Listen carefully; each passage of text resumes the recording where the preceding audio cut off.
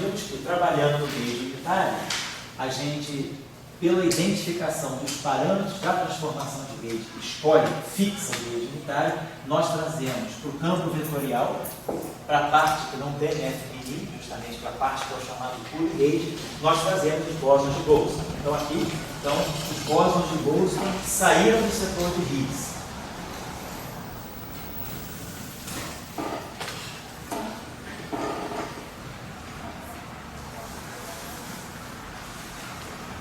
Na literatura, isso é chamado de, na literatura, a tradução em português eu não saberia nem fazer direito, would-be Boltzmann bosons.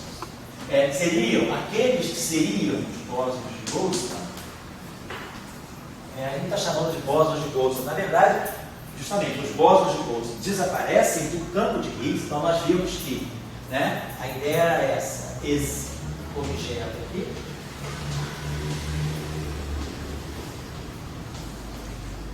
esse campo aqui, né, que a gente zero e mais H. Então a gente fez uma transformação de rede de S2.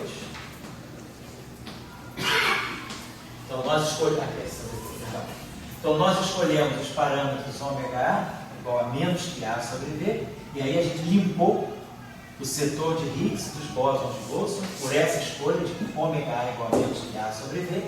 E aí, quando a gente faz a transformação de rede do campo de Higgs, a gente tem que fazer no campo de gate também, no campo de Young-Mills. E aí, essa transformação de gate, que vai lá para o Young-Mills, ela já traz identificação com esses parâmetros aqui.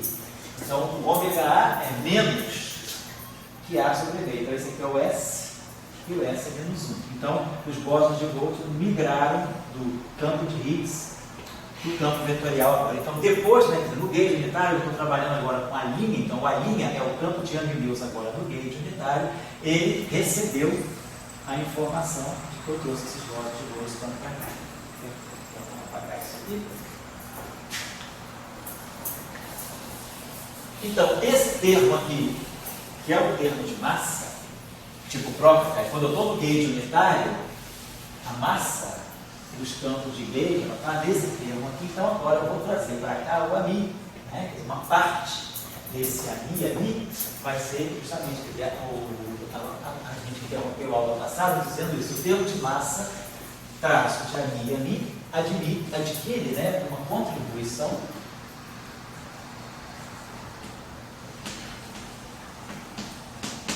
contendo, né, exclusivamente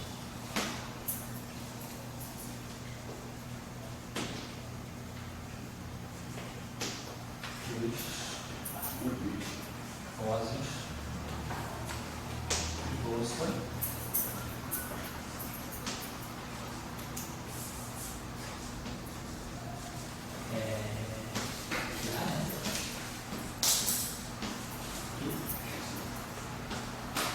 migraram do setor de Higgs.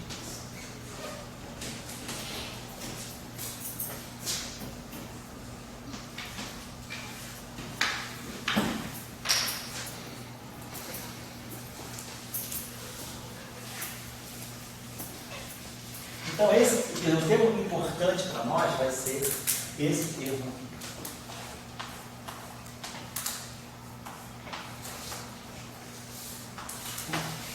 Lembrando, então, que esse termo aqui, a gente vai estar focando exatamente nesse termo aqui.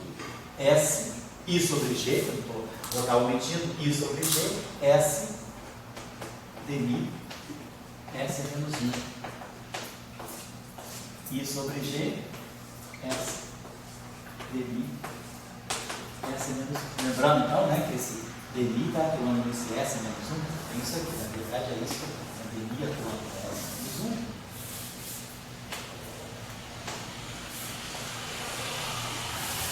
E o dmi atuando nesse S menos 1. Beleza. Então, essa é a estrutura que nós temos. Então, esse objeto que está aqui, vamos ver qual é a característica dele dentro. E aí, lembrando que os S que estão ali, né, são aqueles que há, né? Esses S que estão. Então, esse S agora, para nós, está claro, que é o setor de Boltzmann. Exponencial de sigma menos GA sobre V. Então, isso é o que acontece no SO2, no salão embaixo lá embaixo.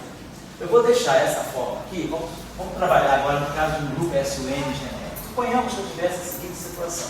Eu quero estudar esse termo, onde S é uma transformação de SUN. Vamos generalizar no caso do SUN. Então, vamos generalizar isso no caso do SUN, um grupo SUN qualquer, e vamos ver o que significa o termo ami, quando ami tiver aquela forma, aquele setor ali, S, o que a gente chama de puro gate, que não tem FNB, o FNB dele é zero, a gente viu. Então, esse objeto, qual é a estrutura desse objeto dentro do grupo de gate? Ah, obrigado, então, um abraço. Tudo aí, né? A minha. Até a minha pode ser. Tá tudo aqui. O Felipe lá veio.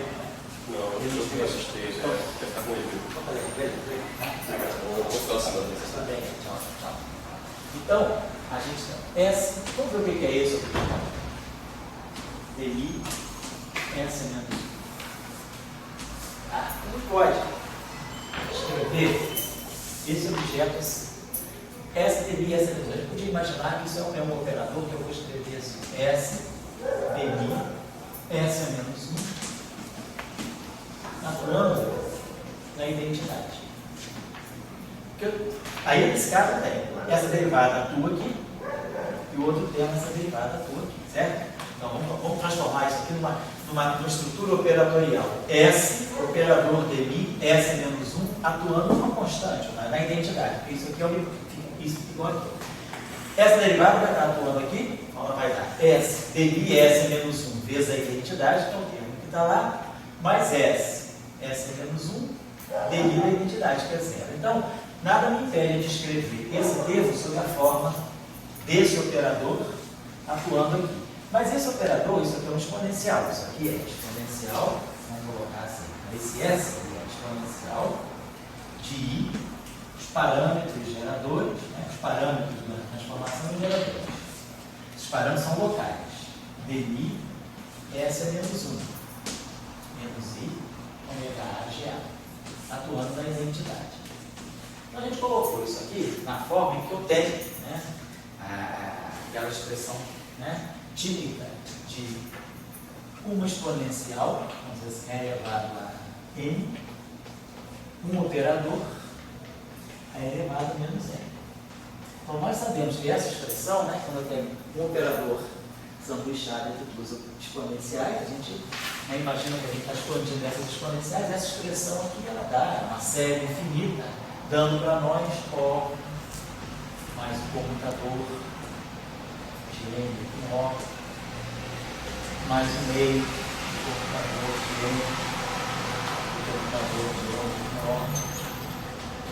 E a estrutura tem essa forma, né? Em geral, tem 1 sobre N fatorial, vou ter N computadores aqui com O. Então, essa expressão que eu posso escrever com uma série infinita desse modo aqui. Nesse nosso caso, o operador O é a derivada. E o operador M é esse expoente aqui. Então, na verdade, eu vou precisar, basicamente, calcular o computador de I, ômega A, lembrando que ômega A depende de X, de A, com a derivada. Então, o operador de qualquer objeto que é função com uma derivada, ele simplesmente dá menos, né? I, deriva ômega A, Então, esse computador, então o primeiro termo aqui seria a própria derivada. Seria o derrão de Mi puro. O derrão de Mi nu, ele vai estar atuando nunca, vai dar zero, porque esse termo tem. Então, a nossa expansão começa com esse termo. O primeiro termo é justamente esse, dmi, seu computador de M com dmi, que é menos I, dmi, ômega A, menos I, dmi, ômega A, GA. Quando eu pegar o segundo termo, eu vou observar aqui, vai ser a mesma coisa. O segundo termo, depois a gente vai nem precisar escrever os demais. Vai ser o meio do N, que é I, ômega B, G. Ele está índice, né, saturado 2 vezes. E o computador de N com O, menos I, DI, ômega A, GA.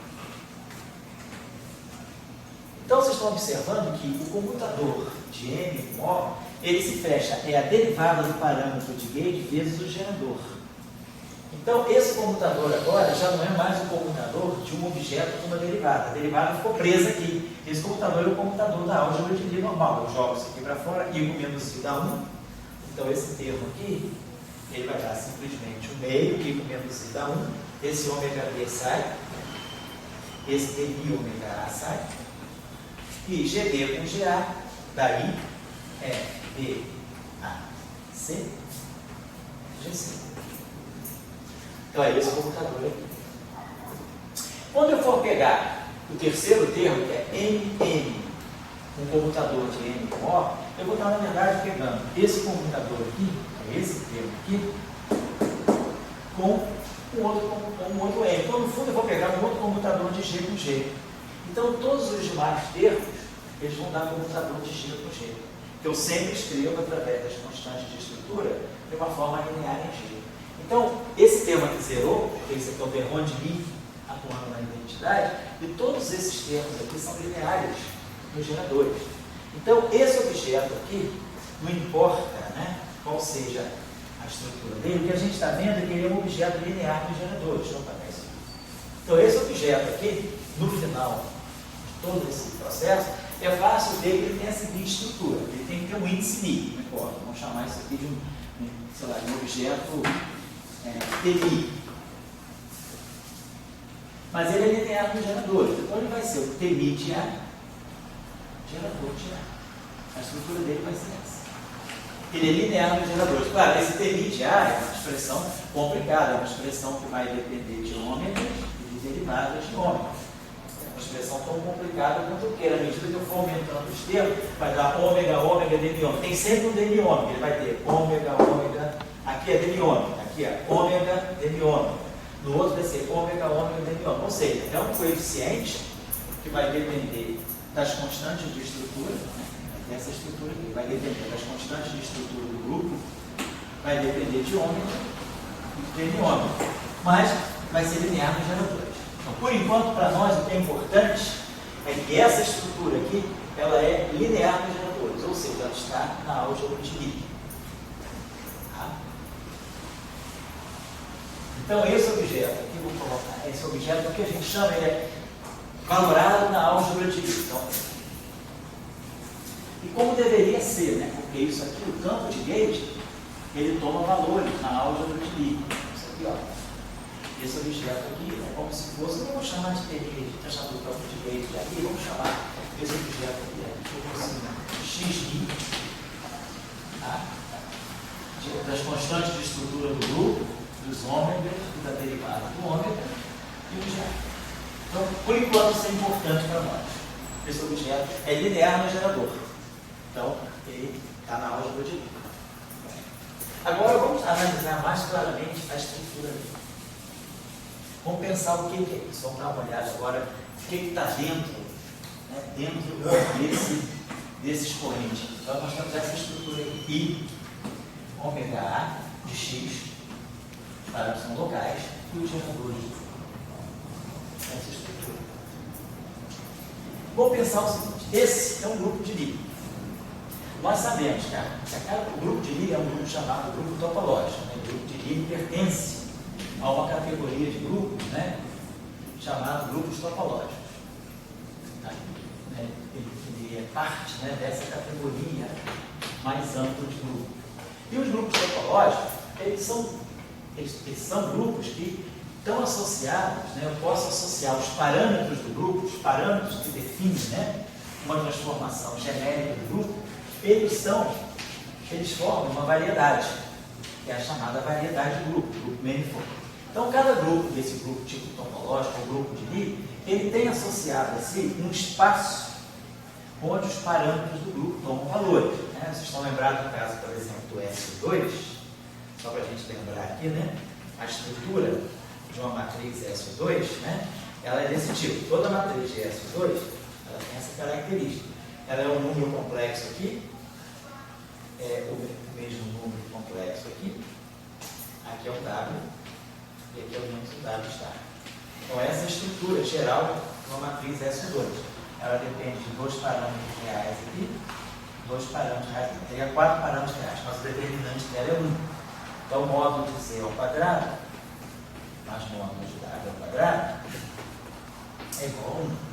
Então, se Z tem uma parte real e tem uma parte imaginária, e W tem uma parte real e uma parte imaginária, essa equação aqui no final de tudo ela vai ser uma equação do tipo de uma 3 esfera, alfa 2, mais beta 2, mais gama 2, mais delta 2, igual a 1. Então, eu, na verdade, estou escrevendo isso, né? Esse Z é alfa mais I beta, esse W é gama mais I delta. Esse aqui é menos gama mais I delta, esse aqui é alfa menos I delta. Então, essa é a estrutura de uma matriz S2. O alfa, beta e gama satisfazendo aí a condição aqui. Alfa 2 mais beta 2 mais gama 2 mais delta 2 igual a 1. Então, eu posso sempre fixar gama em função de alfa, beta e delta em função de alfa, beta e gama. Então, essa matriz aqui depende de 3 parâmetros independentes. O delta pode ser escrito como uma função de alfa, beta e gama. Então, mas o que é esse nessa estrutura geométrica aqui? Essa estrutura geométrica aqui é uma 3 esfera, né, imersa no espaço euclidiano quadridimensional, como se eu tivesse uma esfera unitária no espaço quadridimensional. Então, a variedade bruta dos pontos, as matrizes de S2, cada matriz de S2 pode ser associada a um ponto específico da esfera. Se eu pegar alfa, beta e gama, eu sei quem é delta. Mas se eu pegar alfa, beta e gama, eu sei quem é delta, eu fixo uma matriz S2. Então, o grupo S2 ele está naturalmente associado a uma variedade chamada de grupos, que é a chamada variedade de grupo, que é a 3 esfera. E isso vale para todos os grupos de Lie.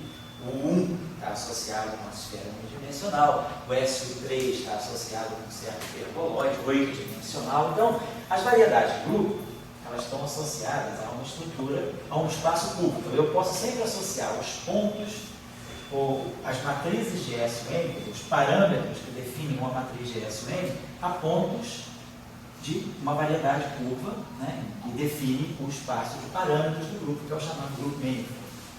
Então, na verdade, né, eu poderia pensar que esses parâmetros aqui e esses geradores, na verdade, quando eu estou num ponto X do espaço-tempo, aqui, nesse ponto X do espaço-tempo, eu estou introduzindo um SUN local.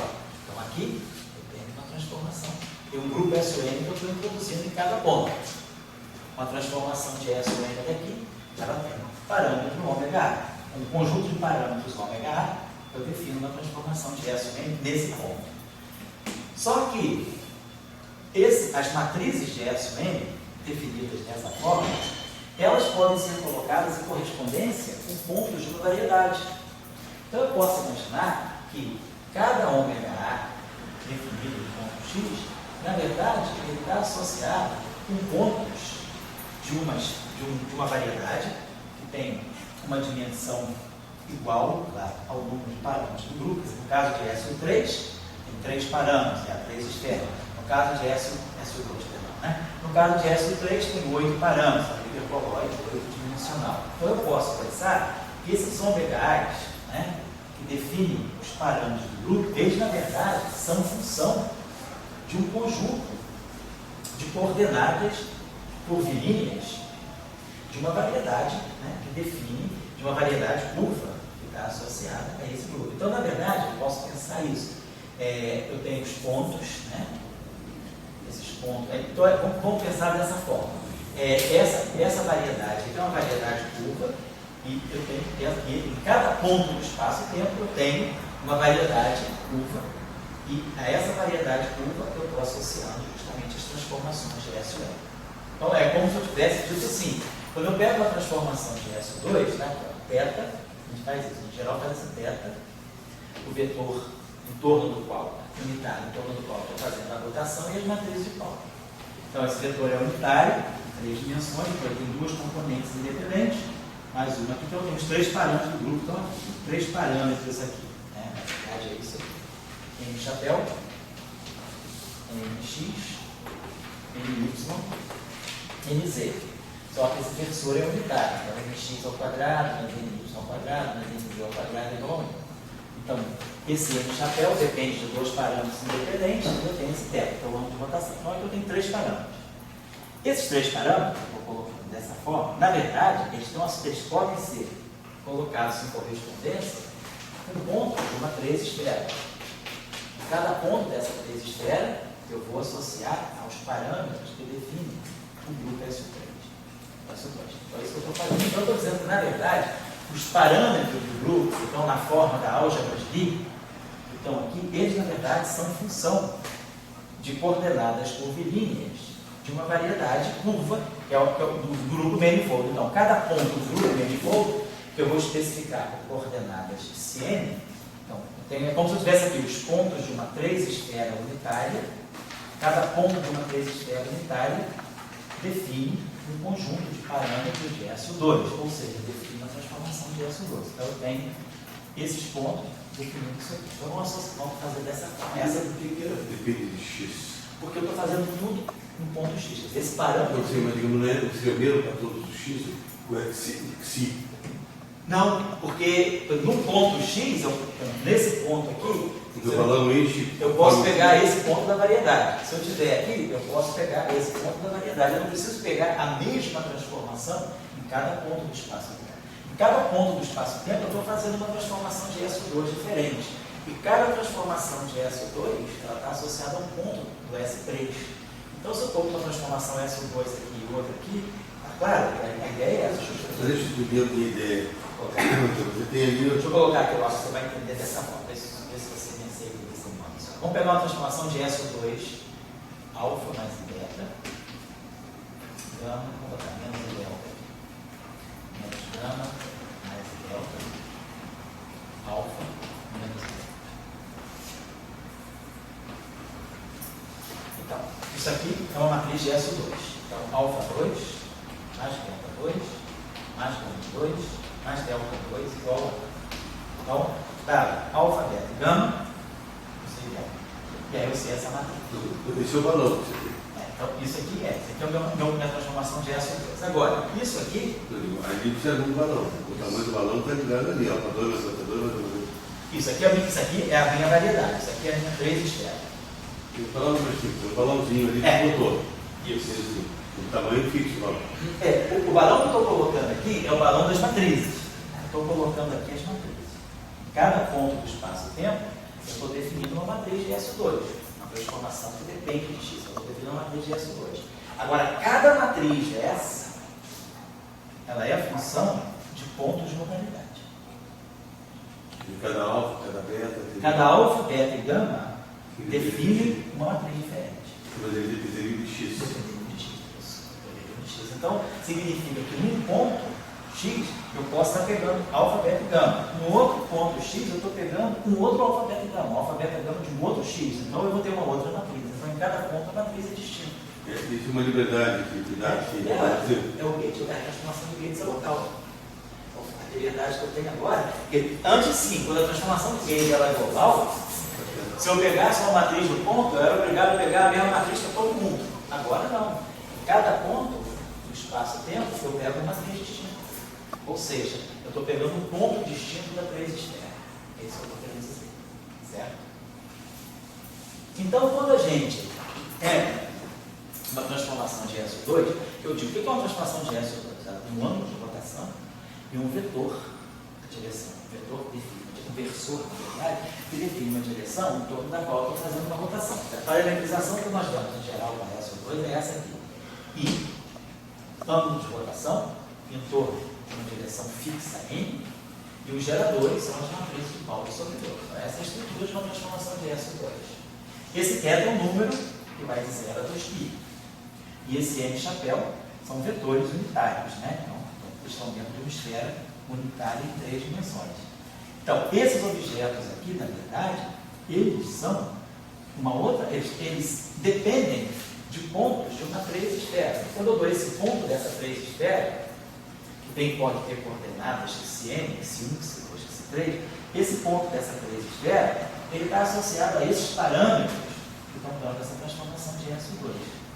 Então, a questão que eu estou colocando aqui é que os parâmetros do grupo, quando a gente escreve a álgebra de Lie, está aqui em cima, do grupo, o grupo está aqui, a álgebra de Lie está aqui. Os parâmetros que estão multiplicando os geradores, não são necessariamente, claro, as coordenadas da variedade que está definindo, né, a topologia daquele grupo. Quer dizer, cada ponto dessa variedade define uma matriz daquele grupo. Eu posso associar a cada ponto um θ e um n. Quer dizer, aqui eu tenho 3 parâmetros. Como se eu tivesse Pontos da variedade são os pontos do balão. os pontos do grupo da álgebra são os pontos do balão. Os pontos, tem 3 estruturas do jogo aqui, só para a gente entender. Tem o espaço-tempo, ponto x. Nesse ponto do espaço-tempo, eu associo uma transformação de S e N. Então, estou trazendo, aqui está o S. Quem está aqui dentro desse balão é exponencial, são as matrizes. Aqui em cada ponto do espaço-tempo, eu vou introduzir matrizes S. Mas vai escolher uma delas. Vamos dizer, eu pego uma matriz S. Quando eu pegar essa matriz S, ela é uma matriz cujos 3 parâmetros, né, ômega 1, ômega 2, ômega 3, eles estão associados a um ponto de matriz esfera. Então, esses parâmetros aqui estão associados ao gerador das 3 matrizes de Paulo, eles, na verdade, são 3 parâmetros que dependem dos pontos que estão aqui, das coordenadas dessa 3 esfera. Aí está o ômega já. Aqui está o ômega já. Não é? Não é aqui. Aqui não é ele, varia. Aqui estão as matrizes S. Aqui estão as matrizes S.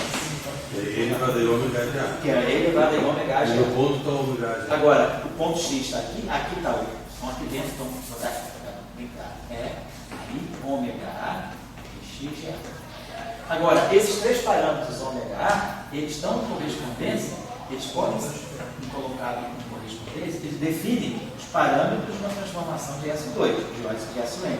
Mas esses pontos aqui, eles estão colocados, eles são função de, eles estão associados a um ponto específico dessa variedade de grupo, vamos chamar de G. Eu sei que seria uma variedade, esse espaço aqui seria a variedade do grupo. Então, a cada ponto desse grupo, que tem coordenadas Cn, claro, o mesmo número de coordenadas, 1 até tanto, cada coordenada dessa vai estar associada a essa transformação aqui, a esse parâmetro da álgebra de Lie. Essa aqui é a correspondência. O ômega já Tá, é o aqui. Cn. Não, o ômega A, ele depende de Cn. Ele depende de Cn. Então, em cada ponto do espaço, eu tenho uma estrutura abstrata, que é a variedade do grupo, e um ponto dessa variedade do grupo está associado a uma matriz. Eu vou dar a representação matricial. Essa é a definição de grupo topológico. Você tem um espaço de pontos.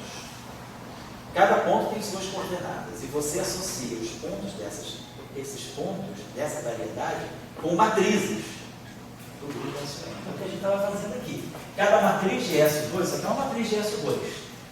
Então, quem é uma matriz de S2? A matriz de S2 ela vai ter um θ bem definido. Digamos que θ seja π sobre 4. Eu vou fazer uma rotação de π sobre 4. Em torno do eixo 1 sobre raiz de 2, 1 sobre raiz de 2, 0. Então, eu vou fazer essa transformação de S2. Exponencial de π sobre 4.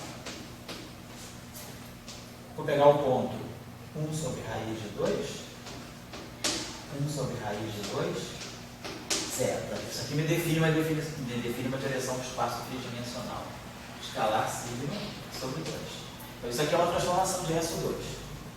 Peguei esse parâmetro, esse valor, que é o ângulo de rotação, e peguei as componentes de um vetor unitário que está definindo uma direção em torno da qual eu vou fazer uma rotação de π sobre 4. Então, isso é uma transformação de S2. Agora, esse ponto, esses três parâmetros que estão aqui, π sobre 4, 1 sobre raiz de 2, 1 sobre raiz de 2, eles estão definindo uma transformação de S2.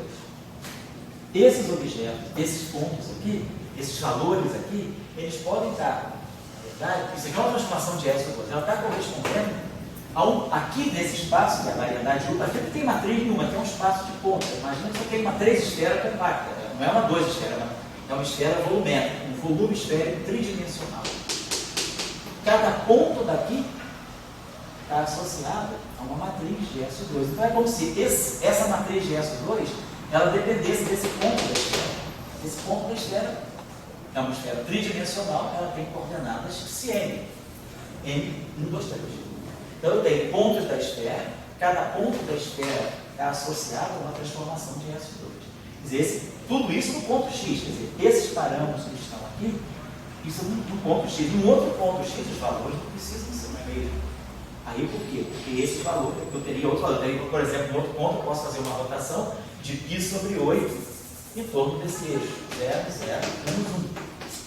Essa rotação estaria, por exemplo, associada a esse ponto da esfera. Então é como se em cada ponto do espaço-tempo eu tenho uma transformação de S2 e essa transformação de S2 ela é a representação de um ponto de uma variedade tridimensional que é a 3 esfera. Quer dizer, essa já vou dar agora. É a ideia, quer dizer, é quando a gente faz um tratamento de geometria diferencial do grupo. O grupo é vamos dizer, é um espaço, a gente olha o grupo pela representação matricial. Tem a álgebra. Mas eu posso também olhar o grupo, eu posso dizer, o que é o grupo SO2? O grupo SO2 para mim não é matriz, não é gerador, não é matriz de Pauli, para mim o grupo SO2 é uma 3 esfera. Então, se eu pegar uma 3 esfera, essa 3, um geômetra ele vai dizer, para mim isso aqui é o grupo SO2. Um algebrista vai dizer, não, para mim o grupo SO2 é SO2, é isso aqui para mim é SO2. São matrizes unitárias especiais, determinante. Isso para mim é o grupo SO2. O cara da geometria vai dizer, não, isso para mim não é o grupo SO2. Para mim o grupo SO2 é uma variedade tridimensional S3 com coordenadas CM, com uma certa métrica GMN e com conexões, símbolos de Cristóvão, sei lá, gama N, NT. Para ele, o meu grupo SO2 é um espaço curvo tridimensional com coordenadas generalizadas, coordenadas curvilíneas, com métrica, com conexão, com curvatura. Então eu estou dando toda a estrutura de grupo aqui, que é isso que eu quero fazer nessa aula, na próxima aula, mostrar como é que a gente pode relacionar a geometria desse espaço com as constantes de estrutura. A gente vai fazer uma relação entre geometria e álgebra. Tudo que eu sei da álgebra, eu transporto para a geometria. Na álgebra, o que eu sei? Na álgebra eu sei geradores e constantes de estrutura. Na geometria do espaço, quais são os meus elementos geométricos? A métrica, conexão, curvatura, normalmente torção. Então eu vou fazer uma transcrição da álgebra de Lie para geometria diferencial e eu vou conseguir expressar todos esses elementos aqui em função exclusivamente das constantes de estrutura. Essa aqui é a relação que a gente estabelece. Então no modelo 5 não numerar, vamos trabalhar isso na próxima aula que vai dar tempo, a gente vai trabalhar justamente essa transcrição. Mas o que eu quero motivar vocês hoje, eu sempre estou tentando levantar a ideia, vamos discutir o máximo que eu puder, é justamente isso. Quando a gente faz uma transformação de gate, né, a gente está dizendo, meus campos, tudo depende no espaço-tempo. No espaço-tempo é o meu ponto x'. Em cada ponto x', eu tenho meu campo. Os campos dependem de x'. Em cada ponto x', eu introduzo um grupo de gate, G. Então, o grupo de amigo está aqui. Eu uso o meu grupo de amigo. O que é meu grupo de amigo? É um grupo de matrizes. Então, estou fazendo transformações em cada ponto que tem essa estrutura aqui. Então, como você chama o meu balão, são as matrizes de SUL. O ele vai daí, o balão é o ele vai daí, né? É a matriz. Isso aqui é a matriz, é a exponencial da álgebra que me dá a matriz. É a matriz. Agora, para mim é difícil entender assim, de cada ponto do balão, você tira do CN. Isso. Agora, em cada ponto do balão, nós vamos pegar essa matriz de SUN, essa matriz, na verdade, ela pode ser colocada em correspondência, quer dizer, esse balão aqui, ele é balão de matrizes, é um balão de matrizes, mas esse balão de matrizes, na verdade, ele é idêntico, ele pode ser escrito como sendo uma variedade curva, onde cada ponto daqui corresponde a uma matriz daqui. Então, no ponto X, eu tenho duas estruturas ao mesmo tempo. Eu tenho o balão de matrizes e tenho o espaço topológico que representa o espaço de parâmetros disso aqui. Cada ponto daqui pode ser colocado em correspondência com uma matriz daqui. Ok, mas está muito claro. Está ficando claro. Então, o que eu tenho é isso. O E, AI, ômega A, de parâmetros, quer dizer, de coordenadas CM, de X, GA. Então, aqui eu estou colocando a informação do espaço topológico. Aqui é o espaço das coordenadas desse, quer dizer, são as coordenadas desse espaço. Um ponto desse espaço, ele define um parâmetro, um conjunto de parâmetros que define a matriz. Então, essa aqui é. Então, aqui, eu estou colocando já em notação CN, porque nós estamos adotando, já sabendo que esse espaço é um espaço topológico, um espaço curvo, pode ser um espaço riemanniano, não, mas é um espaço que tem coordenadas curvilíneas, genéricas, CN. E tudo isso no ponto X. Então, essa aqui que é a ideia. Então, aqui, uma transformação. Geralmente, quando a gente faz teoria de Young-Mills, a gente esquece isso aqui. A gente não vê isso. Para nós, a teoria de Young-Mills é a matriz. Então, quando eu pego uma transformação de S2, para mim, uma transformação de S2 é isso aqui. Então, a gente faz transformações de S2. Eu pego uma transformação de S1N e vai gerar, faço lá, atribuo isso aqui, mostro que é invariante. Eu estou fazendo isso aqui. Eu estou colocando esse ômega A de X direto, mas eu estou esquecendo que tem um elemento aqui dentro. Que essa matriz, ela representa um ponto de um espaço topológico, que é o espaço invariante. Então, S1, S2 é a 3 esfera. S3 é um hiperboloide. Se eu pegar, por exemplo, o grupo ST2, o grupo ST2 é um ADS3, é um espaço de antidecida. Então, o espaço que está associado ao grupo é um espaço curvo, é uma geometria tipo riemanniana. E aí, os pontos desse espaço correspondem à matriz. E essas matrizes é que fazem as transformações de hoje para mim. Eu estou no século XIX. Então você está ótimo, foi quando essas coisas foram discutidas. Quem sabe você é aí ou rimo? Reencarnação e rimo. Eu estou querendo entender a conservação da carga elétrica. Certo. Então eu uso o ômega A para pegar a conservação da carga elétrica com o teorema de Electra. Você usa o parâmetro disso. Agora, depois que você está me trazendo, o ômega A já dependendo do negócio. E esse negócio, como é que entra na conservação da carga elétrica? Não, na verdade, esse negócio, quer dizer, CN, você pode escrever CA, você pode trabalhar, para você ver, para efeito de conservação da carga elétrica, você não precisa se preocupar com si, basta se preocupar com o ômega. Se você se preocupar com a álgebra, que a questão é essa em física, a gente trabalha com grupo álgebra. Normalmente, a gente fala grupos de Lie, na verdade eu estou falando de álgebra de Lie, quer dizer, grupo de Young-Mills, na verdade álgebra de Young-Mills. Muito difícil. Aqui em física, não sempre, a gente trabalha muito mais com a álgebra do que com grupo. Por exemplo, quando eu falo spin, momento angular, mecânica quântica, Li com LJ dá I, H cortado, XJ LH. Isso não é um grupo S2, é a álgebra de Lie do grupo S2. Quando eu falo no spin, estou falando da álgebra de Lie. Quando eu falo das transformações, quando eu construo a teoria de Young-Mills, para pegar um trabalho normal de Young-Mills, eu estou trabalhando com a álgebra do grupo de Young-Mills, eu não estou trabalhando com grupos. Os campos, os campos não estão no grupo. Os campos estão nas representações do grupo, são dupletes, são tripletes, não importa. E o campo de Young-Mills, ele não é um elemento do grupo, ele é um elemento da álgebra. O campo de Young-Mills está aqui. Ele é linear. Se eu pegar a álgebra, o grupo não, o grupo é uma coisa muito mais não linear. O grupo não tem uma estrutura linear. Eu entendo que tem física dentro da álgebra. O que eu assim, me pergunto é as coisas tipo assim, uma parecida de Nossa Senhora. Você de repente tem umas coisas assim que não tem nada, tem tudo. Então de repente, o ômega A não existe, está bem, não preciso ligar. Mas depois aparecer coisas aqui.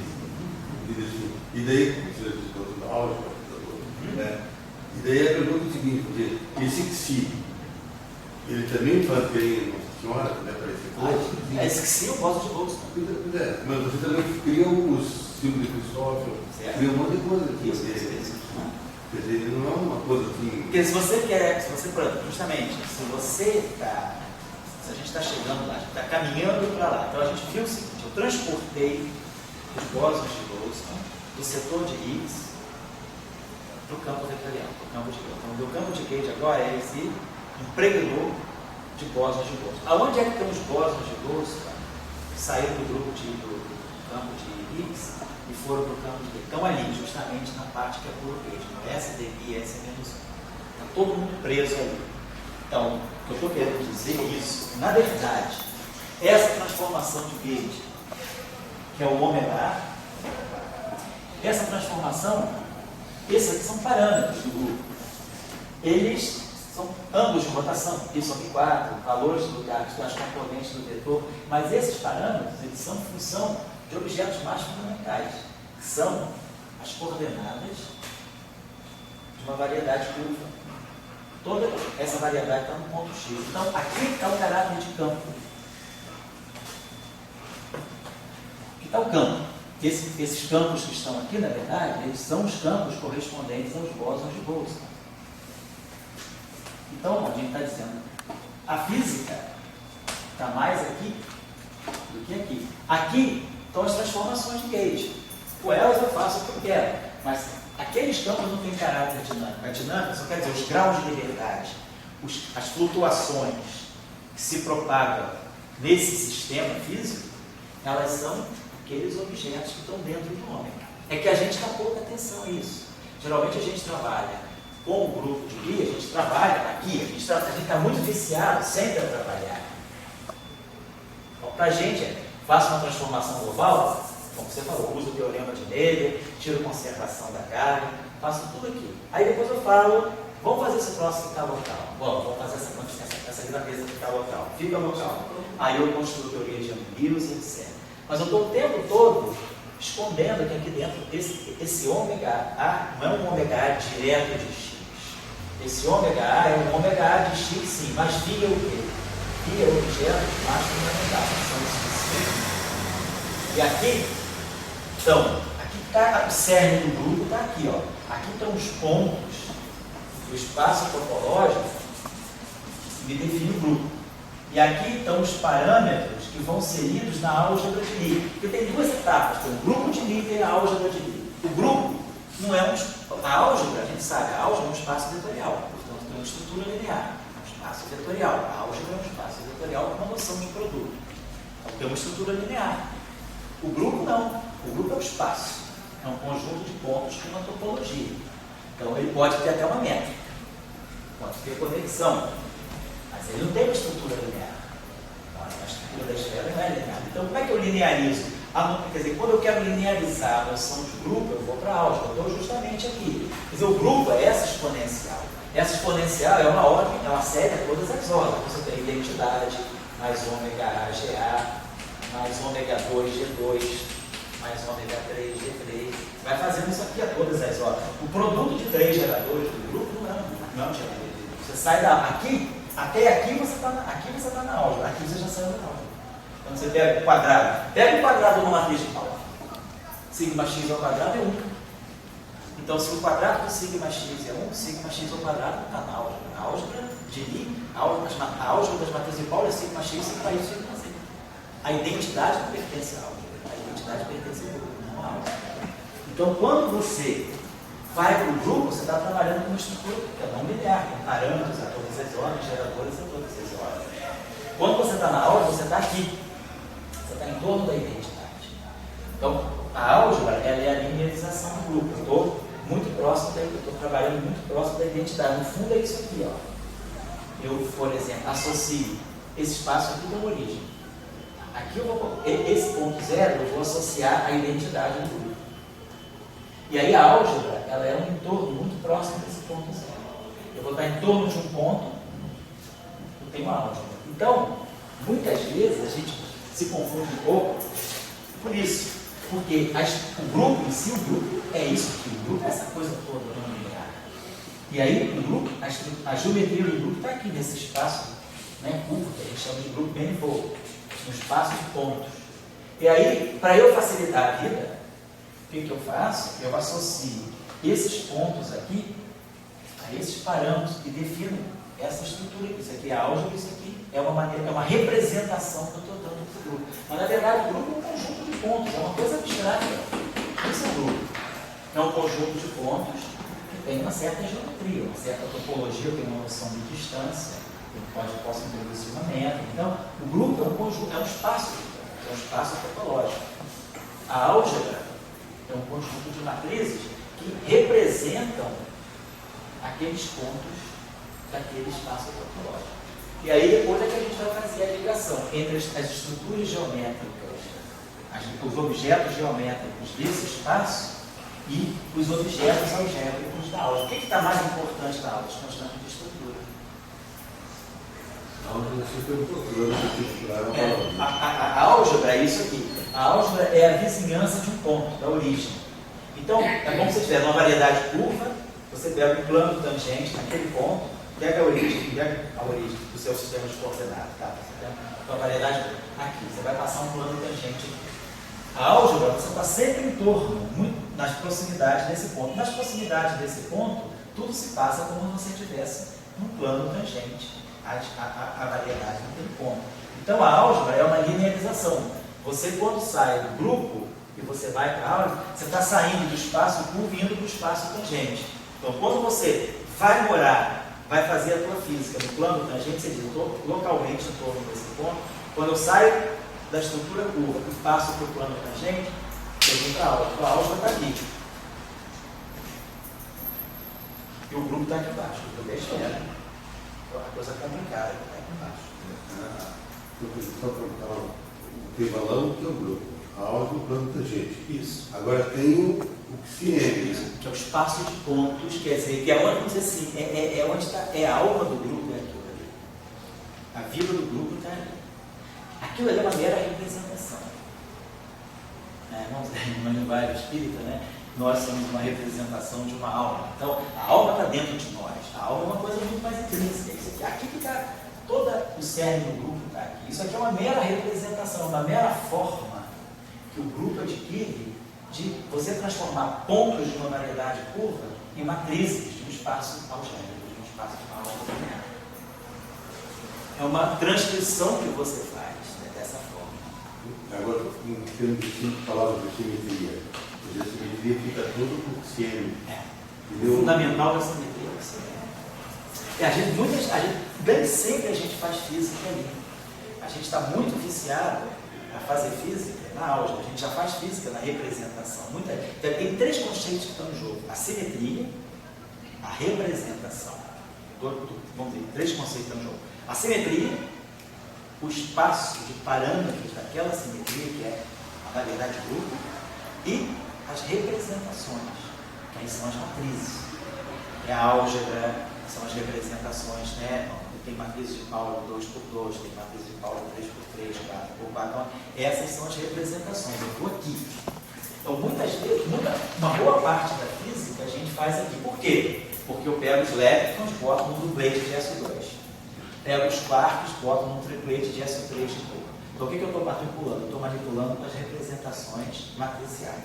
E pego a transformação de SO3, digo, é uma matriz 3x3, com os geradores aqui, que são as matrizes de Bell, uma da sobre 2, etc. Eu estou aqui, eu estou na álgebra, eu estou no grupo.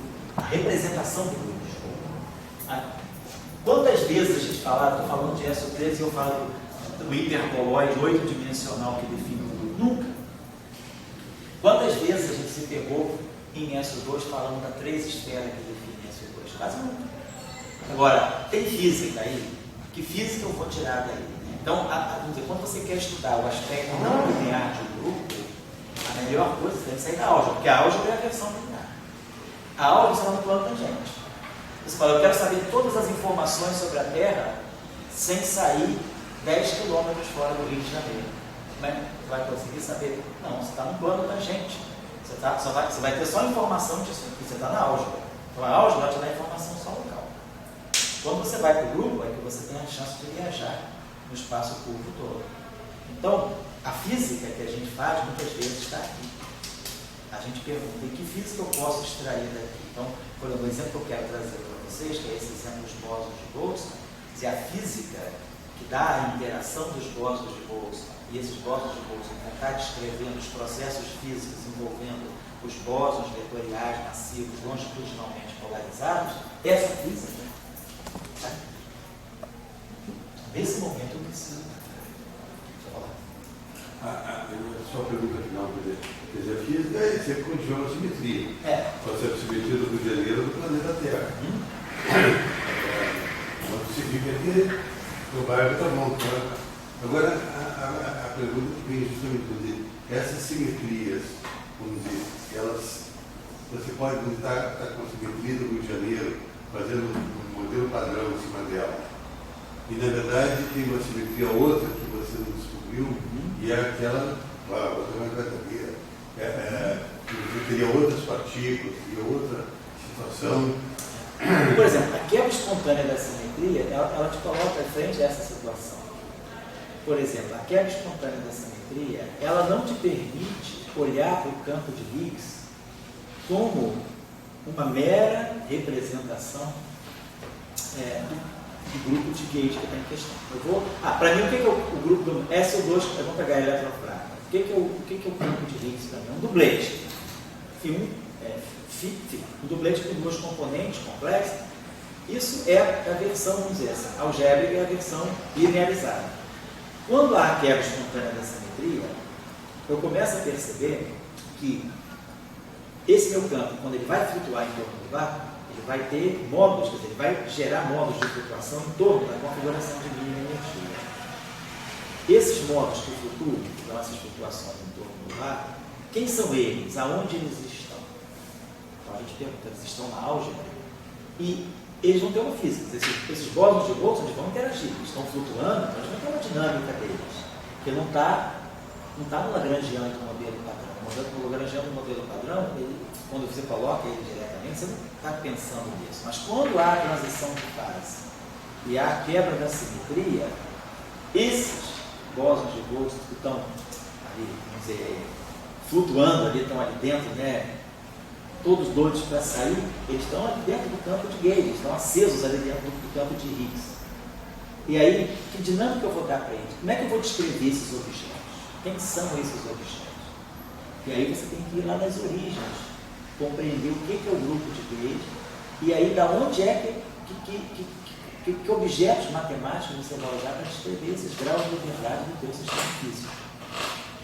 E aí você vai buscar aqueles xiênicos. Na próxima aula a gente vai ver que o modelo sigma não linear que vai sair daí é um modelo sigma não linear com os xiênicos. E esses xiênicos é que vão ter interações, propagações. Então, eles é que vão ser os campos físicos que vão estar descrevendo tudo aquilo que saiu do bóson de Higgs e entrou no campo de Gauge que se tornou massivo. Então, esse momento, eu acho que a quebra espontânea da simetria ela é muito interessante porque ela te obriga a viver com uma realização não linear do grupo. Porque em física, a gente adora oscilador harmônico e aproximação linear. A gente faz grande física com isso. A gente reduz muita coisa ao oscilador harmônico e a gente lineariza muitos problemas. Vamos linearizar, para eu ter uma primeira resposta. E às vezes a aproximação linear é boa, mas nem sempre. E aí você se pergunta agora, e quando eu preciso enfrentar realizações não lineares, quando? Então, se você tiver a teoria de Young-Mills sem quebra de simetria, você não entra no discurso da realização não linear. Mas quando você tem a quebra espontânea da simetria, a quebra espontânea da simetria, quer dizer, a simetria que existe inicialmente, a simetria que é residual, elas se combinam para formar um novo espaço, onde vai ter uma física. Quer dizer, no caso, só para botar aqui, quando a gente tem um grupo de Gauge, eu começo com um grupo de Gauge cheio. Total. Há uma quebra espontânea da simetria. Simetria quebrada espontaneamente. Aí eu vou olhar. A simetria é quebrada completamente ou sobra uma simetria? Digamos que a simetria original não se quebra inicialmente, totalmente. O meu vácuo, o grau do estado de mínima energia da teoria, ainda tem uma simetria. Ele guarda um subgrupo de simetria nesse grupo aqui. Eu vou chamar de H. Então, esse H aqui é o grupo de simetria do ground state. Mas G não é mais, todo G não é. Então você tem, vamos pensar, isso aqui é um grupo G. Você tem um grupo G. Aqui é o balão, as matrizes. A identidade está aqui. Vamos dizer que existe um subgrupo H, da identidade pertence a qualquer subgrupo. Então o subgrupo está aqui. Quando você faz transformações de simetria G no Lagrangiano é invariante. Quando você faz transformações de simetria G no estado de mínima energia do sistema, ele não é mais invariante. Então, vamos dizer que você tenha o Lagrangiano. Então, se você fizer uma transformação G no teu Lagrangiano, você vai ter um Lagrangiano invariante. Você vai ter um L de fininha igual a L de φ. Transformou todos os campos, mas o teu lagrangiano dos campos transformados é igual ao lagrangiano do campo de partida. Então, isso é a simetria que está no lagrangiano. Aí, quando você vai ver, esse lagrangiano tem uma configuração de campos que dá a mínima energia do sistema. Digamos que φ0 seja a configuração de campo que dá o mínimo de energia do sistema. Você faz uma transformação de G em cima de φ0. Isso é diferente de φ0. Então, esse grupo não deixa invariante mais o estado fundamental. Mas existe um subgrupo que deixa. H0 igual a φ0. Então, existe um subconjunto de transformações que deixa o VAR invariante. Suponhamos que nós estejam aqui. Esse aqui é o subgrupo de invariância do VAR. E esse aqui. Então, todos os geradores que estão aqui, né, se esse grupo, quando eu tenho uma transformação do grupo e, vamos dizer assim, parâmetros ômega, geradores HA atuando no VAR, isso aqui dá o VAR. Se isso aqui é uma invariância do VAR, significa que HA atuando no VAR vai dar zero. Então, todos esses geradores, eles aniquilam o VAR. Então, todos esses geradores morrem. Mas agora, eu tenho geradores aqui que estão fora de H. Esses geradores que estão fora de H, vamos chamar de G, de GA. Esses geradores de GA atuando no VAR, eles vão diferente de zero, eles não deixam de variar. Então, você tem agora, você distribuiu duas classes de geradores. Os geradores que aniquilam o VAR, que deixam o VAR invariante, e os geradores que não aniquilam o VAR. Então, esses objetos que estão aqui, quando você tem uma quebra espontânea de simetria, esses objetos que estão aqui, eles dão a invariância do VAR. Esses geradores que estão aqui fora, que deixam o VAR, que não deixam o VAR invariante, eles vão estar associados, eles estão fazendo a quebra espontânea da simetria.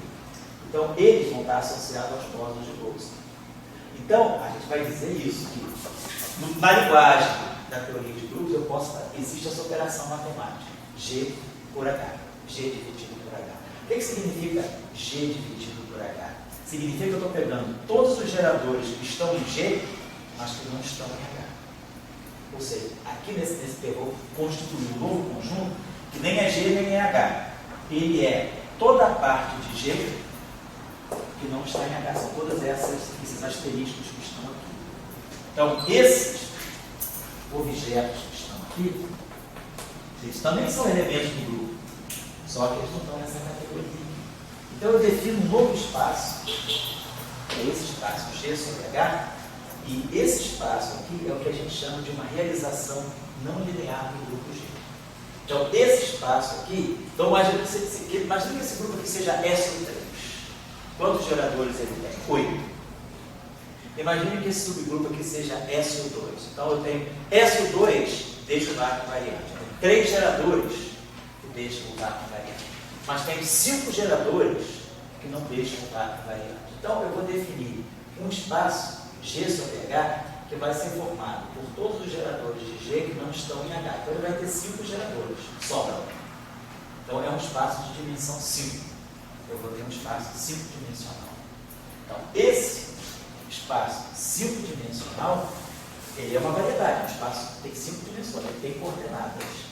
Então, nós vamos ver, nós vamos poder, então, distinguir esses geradores. Então, eu vou ter gerador que está em H, o gerador que está em H. Posso calcular isso? É o espaço cossete. É o espaço cossete, exatamente. Gerador que está fora de H, um gerador que está em H. Gerador que está fora de H, um gerador que está fora de H. Então, a nossa álgebra ela vai quebrar agora nessas categorias. E aí nós vamos ver que essas categorias aqui, elas vão estar dando informação sobre a geometria daquele espaço G sobre H. Então, esse espaço G sobre H, por exemplo, se eu pegar uma 3 esfera, uma 3 esfera, ela pode ser escrita como sendo o coeficiente entre SO4 e SO3. Do ponto de vista da teoria de grupo, eu posso escrever isso aqui. Esse quociente. Então, esse quociente aqui não é um grupo, ele é um espaço. Tem condições, quando eu divido um grupo pelo outro, isso pode dar um grupo, mas nem sempre. Em geral, dá um espaço. Se esse subgrupo for invariante, eu dividir G por H, dá um outro grupo. Mas se esse subgrupo não for invariante, como é o caso aqui, isso não dá um grupo, dá um espaço. Então, essa 3 esfera, ela é um espaço curvo, que é SO4 sobre SO3. Então, isso é uma realização não linear que a gente vai dizer de S-OR. Então, os bósons de Boltzmann, eles estão na realização não linear do grupo de Gauge, quando há uma quebra espontânea em cima. Então, a física deles, eu vou ter que buscar, agora, olhando a estrutura do espaço, não do espaço de matrizes, mas do espaço de pontos, do espaço topológico. As coordenadas daquele espaço topológico, elas podem fazer para mim o papel daqueles campos. O Ricardo me falou uma coisa bastante duas perguntas. Fala aí. Você disse que o S3 é um espaço, mas por outro lado você disse que o S3 ele guarda uma relação por com o próprio grupo, com o próprio S2. Grupo. Isso. Por que você está dizendo que não é um grupo, que é um espaço, que não se divide? Quer dizer, eu estou dizendo que ele é na verdade, ele é um conjunto de pontos. E esse conjunto de pontos eu posso associar a um conjunto de matrizes de S2. Mas eu estou dizendo que ele não é um grupo porque eu não vou ter uma lei de composição dos pontos desse espaço que satisfaz uma relação tipo grupo. Porque quando você tem, o que caracteriza um grupo? O produto de dois elementos é um terceiro elemento, a identidade tem invertibilidade. Quando tem um espaço, o espaço ele não tem essa estrutura de grupo, ele é uma estrutura mais geral. Então, o quociente entre dois grupos, ele pode não ser. O fato da três esfera ter uma relação um por um. Isso, não quer dizer que ela seja um grupo. Não quer dizer que ela seja um grupo. Porque senão toda variedade seria um grupo. Né? Certo? O que mais você quer falar? A outra pergunta que eu tinha aqui, o lado é o seguinte. Toda essa riqueza de haver esses campos de si, etc., que você está mostrando aí, parece que só surge no caso não abeliano. Né? No caso abeliano, como é que fica isso tudo? No caso abeliano, você tem os pontos, você pode também fazer isso sim, só que é uma coisa unidimensional. Como é que é uma transformação de um? É uma fase, pode ser até essa fase depende de X. Agora, a gente sabe que os pontos de 1 estão associados com uma S1, uma esfera, né? Uma esfera unidimensional. Então você vai associar então cada ponto dessa esfera, por exemplo, você pode estar descrevendo por uma coordenada, né? Pode ser esse ângulo θ aqui. Você poderia pensar isso aqui. Esse alfa é um parâmetro do grupo que eu posso obter, na verdade, é uma função θ que está me definindo o ponto dessa esfera. Então eu posso associar o ponto dessa esfera, o ponto desse círculo, desculpa, unidimensional, a uma transformação de fase. Então esse alfa, eu posso arranjar um alfa para cada θ. Também eu posso identificar alfa por θ, isso aqui também é legítimo, eu posso tomar alfa por θ. Mas eu poderia tomar esse alfa como sendo uma função de θ. A questão é que o círculo, né, ele é uma variedade de curvatura nula. Então ele é uma variedade muito particular, muito simples. Mas uma variedade curva em que você não possa, nem sempre você vai poder identificar o próprio parâmetro com o próprio elemento, o parâmetro da transformação com o próprio ponto. Porque você associa coordenadas do círculo, podem ser essas coordenadas polares aqui que vão dar simplesmente o ângulo. Então eu posso dizer, esse ponto do círculo está associado com o parâmetro alfa. Esse ponto do círculo está associado com outro parâmetro alfa. Eu poderia também tomar esse alfa igual a θ.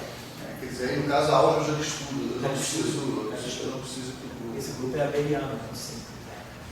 Então a ideia é essa. Então vamos ver, a nossa reflexão de hoje não quer dizer que a gente ainda compreendeu completamente, a gente pode retornar na aula passada, todo mundo tendo pensado um pouco sobre isso, né? Mas a ideia que a gente está querendo colocar aqui hoje, um pouco, nessa discussão de jogar a bola de Boltzmann daqui para lá, no fundo, a gente está começando a olhar, ter um outro olhar sobre o grupo.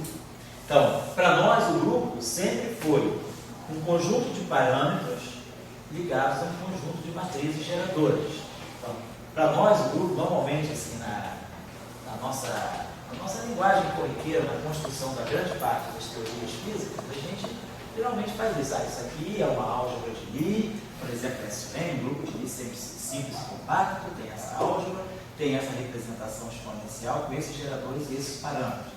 Agora a pergunta é, esse é um grupo tem um espaço topológico associado a ele? Tem. Cada elemento, cada matriz dessa pode estar associada a um ponto? Pode.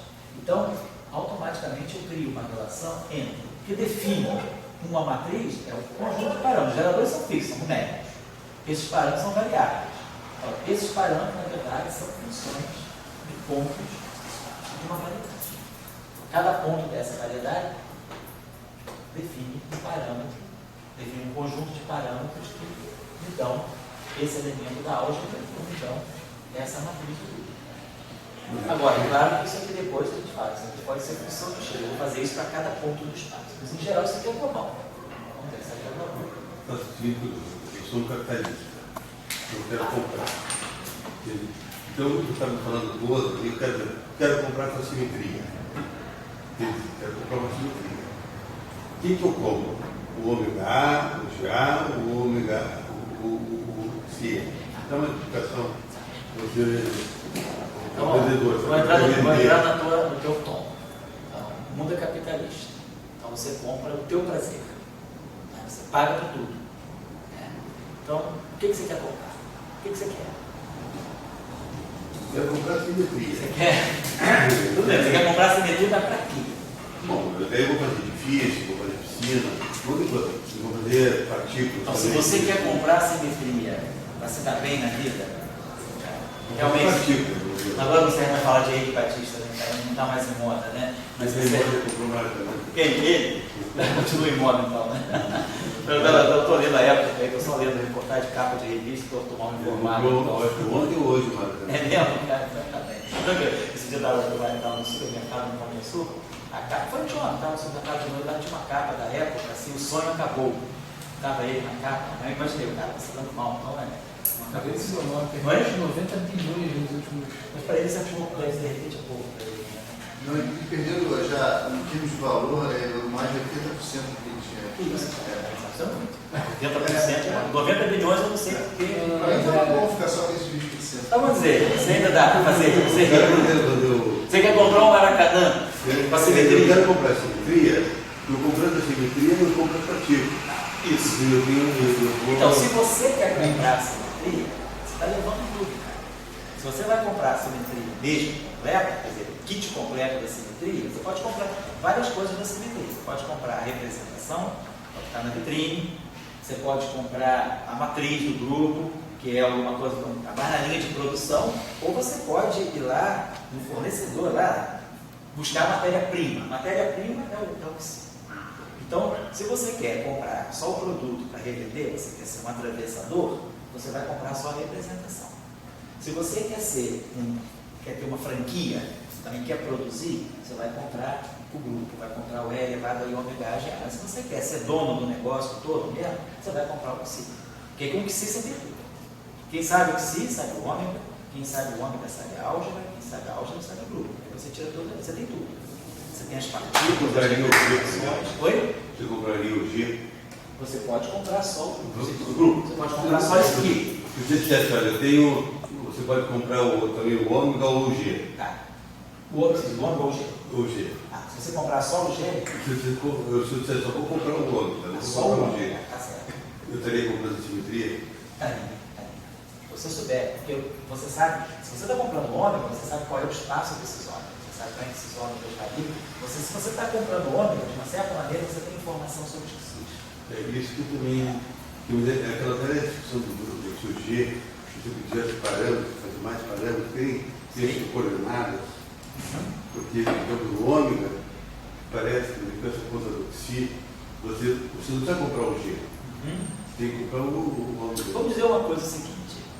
Vamos colocar dessa forma que fica mais próximo do que a gente está acostumado. Imagina que você esteja escrevendo um esquema. Tentativa. Fazendo um problema que tem simetria esférica. Que coordenadas você vai usar? Se você está fazendo um problema que tem simetria esférica, o ideal é usar coordenadas esféricas. Você pode usar coordenadas cartesianas. Pode usar x igual a s, sinus θ, sinus θ, sinus φ, sinus θ, sinus φ, sinus θ. Tem que ter as coordenadas cartesianas. Se você está comprando ômega, você na verdade está comprando qualquer problema, você está falando qualquer problema eu vou fazer em coordenadas cartesianas. O ômega, ele está no fundo te dando a coordenada planar, a versão planar do teu problema. Porque o ômega está na álgebra, você está no plano. Então é como se você fala, qualquer problema eu vou resolver em coordenadas cartesianas. Então quando você tem ômega, você está usando na verdade as coordenadas cartesianas associadas àquele grupo. Aí você fala, não, mas o meu problema é um elipsoide maluco lá, ou hiperbolóide, eu vou comprar, eu não vou descrever esse problema em coordenadas cartesianas, eu vou descrever nas coordenadas apropriadas, nas coordenadas parabólicas, ou hiperbólicas, ou elípticas, não importa. Então você vai direto ao psi. Então a essência do problema, do grupo, ela está no psi. Se você sabe a variedade do grupo, você sabe a geometria, você tem as curvaturas, você tem tudo. E aí você pode transformar isso em matriz. Mas é um problema muito mais fácil você transformar em matriz do que vice-versa. Se você só conhece a matriz, você adivinhar o grupo que está por trás é muito mais difícil. É aquela coisa, se você tem um problema não linear, você linearizar é muito fácil, faz a expansão em primeira ordem, tá? Agora, se você só conhece 1 mais x, quem te garante que 1 mais x é exponencial de x? Né? Por que 1 mais x não é 1 sobre 1 menos x? Por que 1 mais x não é elevado a x? Por que 1 mais x não é 1 mais log de 1 menos x? Então aí é muito mais complicado você não saber. Se você sabe só quem é 1 mais x, você está perdido. Agora, se você tem 1 sobre 1 menos x, você sabe que isso é 1 mais x x2 mais blá blá blá. Se você tem e elevado a x, você sabe que isso é 1 mais x x2 sobre 2, etc. Então eu acho que a importância é que quando você sabe o grupo, quando você sabe isso aqui, quando você sabe a álgebra, você está sabendo só o primeiro termo da expansão. Então muitas vezes a tua física é boa até a primeira forma, mas muitas vezes você precisa de ordens mais altas, você vai precisar disso aqui já. Agora, o que está por trás disso aqui é isso aqui. Você sabe bem como é que o Eichmann fez a conta, né? Não, cara. Ele descobriu que o psi está no BNDES. Ele descobriu que o psi está no BNDES. Entendi, isso aí. Nós também descobrimos, mas ele consegue. Nós não conseguimos. Todo mundo sabe, né? Menos nós. Então tá, na próxima aula, gente, a gente vai voltar essa discussão. Acho que isso é importante, isso entrar no sangue. E o resto é calma. Aí é fácil. Multiplicar a matriz, botar computador. O negócio é entender o que está acontecendo, o que eu estou fazendo. E aí tem física. Bóson de Boltzmann está aí. Idealização não linear está aí, certo? Obrigado.